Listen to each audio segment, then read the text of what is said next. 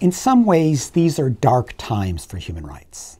But while the autocrats capture the headlines, they've spawned a powerful resistance. The excesses of autocratic rule are fueling a reaction. Now, there's no doubt that authoritarianism is on the rise, with Brazil's Bolsonaro being the latest example. He joins the ranks of people like Erdogan, Sisi, Duterte, Orban, Putin, Xi Jinping, and Trump. In this leadership void, some governments have even committed mass atrocities. Syria against civilians in anti-government areas. Myanmar against Rohingya Muslims. The Saudi-led coalition against Yemeni civilians. That's the bad news. But what's impressive as you look back over the past year has been the pushback.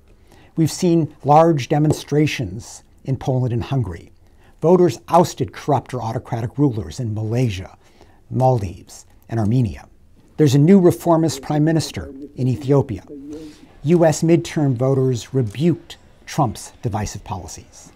Now, much of this pushback occurred at the UN despite the fact that the large Western powers were largely absent.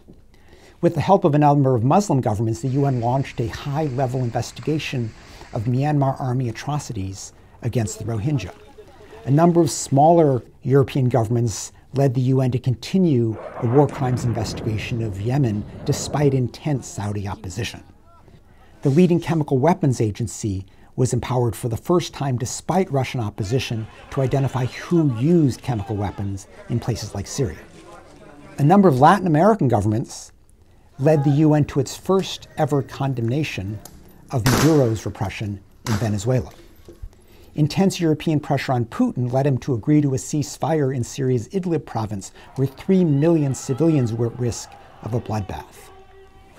The last year shows that even in dark times, it is possible to defend human rights. Indeed, there is a responsibility to do so.